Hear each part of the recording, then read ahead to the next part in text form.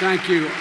I'm Joe Biden, Jill's husband, and I'm happy to be here. Please sit down. You know, since Jill and I were doing some of the breakout sessions and roundtables, I asked some of the facilitators and staff how to go, and one of them said, it must have gone all right, they're all still here.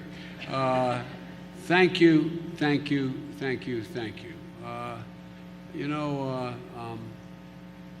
Some of the best minds in the country are in this room, President Company excluded, but seriously, all of you, from industry, from science, technology, researchers,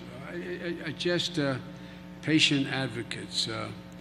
I don't know this for a fact, but I'm told this is the first really full-blown collaboration where all the stakeholders were in one room, one place, one time, and I can't tell you how much I appreciated it, and I can't tell you how much I learned today in the 2 breakout sessions I attended. I mean, I'm not being solicitous, and I've been working like the devil at this for a long while now, but I constantly am learning from all of you, and so I want to thank you. Thank you for your incredible work. Thank you for your dedication. And by the way, sometimes I know that my impatience comes through. I sometimes am too passionate about the things I care so deeply about, and nothing I care more about. But I'm more optimistic. I'm more optimistic than any time since we launched the Moonshot, because what I've seen and heard today, the ideas, the collaborations. You just heard from my executive director, Greg Simon. These are a down payment on the effort that is needed to truly make a difference in cancer. And I know this sounds like hyperbole, but the whole world is counting on this. I mean that sincerely. Everywhere I go in the world, and I've been around a long time, as Jim knows, I've traveled over 1,100,000 miles just since being vice president. There is literally not a single world leader that I haven't known or met in the last 38 to 40 years. And as I go around the world today, all parts of the world, I go for other reasons. This is what they raise with me. They know about what you're doing. They know about what we're trying to do. And it is, and they want to collaborate as well. So, you know, in my discussions with the patient groups and industry leaders, scientists, physicians, there was a clear sense of, let's get it done now. There's so much we can get down. Data standards. The first meeting we had, I thought, was extremely, extremely useful with the industry community and others, is that we can get new data standards. We can do it now. There's better ways to do combination drug therapies. We can do it now. We, the federal government, can help or get out of the way in many cases. New ways to price drugs based on value, so they can be affordable, and we still reward innovation. And we can do that now.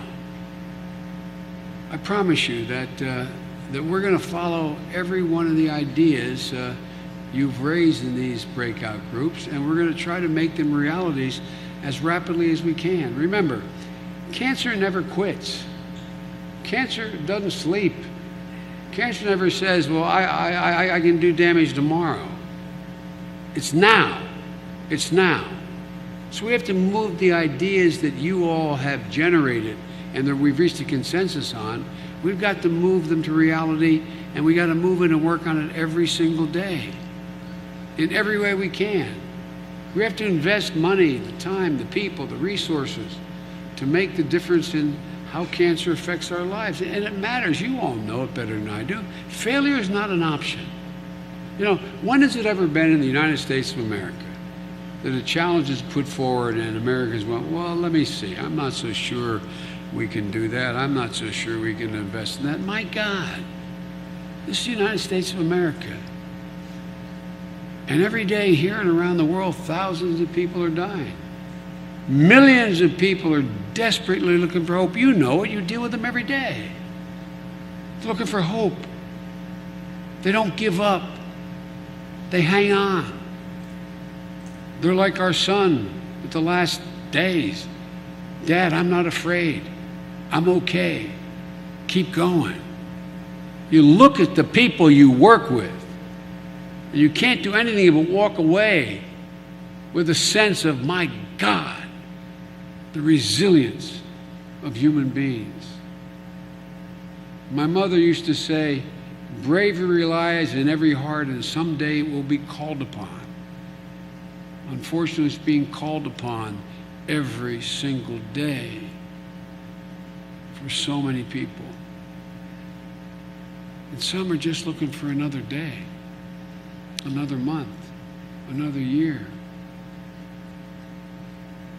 just to make it one more birthday. Like I said, make my daughter's wedding. You know, you had a comedian stand up in front of you today, dealing with a hell of a verdict that's been rendered. I asked him how he's doing. He said he's going in for his operation. I don't know, it's public knowledge, so I won't say the day. I asked him anything I do. He said, yeah, pray for me. And I'm going to be okay. Pray for me. You know, folks, so many of you know so much more about the disease than I do. But you know, we can end cancer as we know it. We need to keep this collaboration going. This summit isn't the end of anything. It's the beginning for some. It's continuation for many of the collaborations that we need to address a host of problems. A host of problems.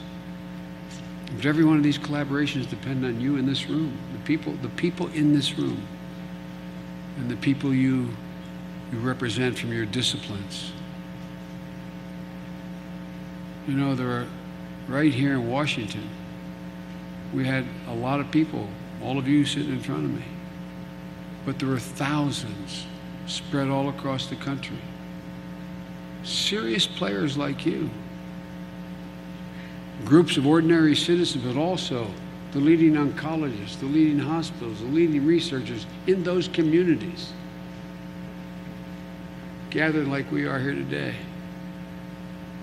One of the reasons I so desperately wanted this to occur and succeed as you made it succeed is to reinvigorate the country with the notion that we're in this game, man. We're in it up to our hips, up to our ears. To let people across the nation once again begin to believe that, you know, we can do anything. We're here to work with you. And it's clear I've learned so much from you. We're here to support you. We call for help, and you all answered. You didn't need us to call. You were already doing it. You're already in the game. Basically, I want to say thank you, encourage you, challenge you to make every day a day closer to the end of cancer as we know it. Thank you for being part of the summit. Thank you for all that you do. Thank you for your dedication. Thank you for your commitment. It really, really, really matters, and you know it. I served years ago as a young 30-year-old senator with a guy who was a great guy. I didn't agree with him much on anything philosophically, but he was a man of great character. Barry Goldwater. Remember that expression? None of you women are old enough to remember, but some of you men will remember, and it's been handed down, if people don't know who said it now. But he said, in your heart, you know I'm right.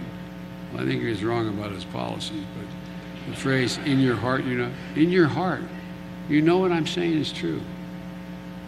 In your heart, you know, if we collaborate, if we share, if we move, if we unite, we can actually change people's lives in a more profound way than we've been able to do any time up to now. So I just want to say, God bless you all for what you do, who you are, and the capacities you bring to this fight. And may God protect our troops. Thank you so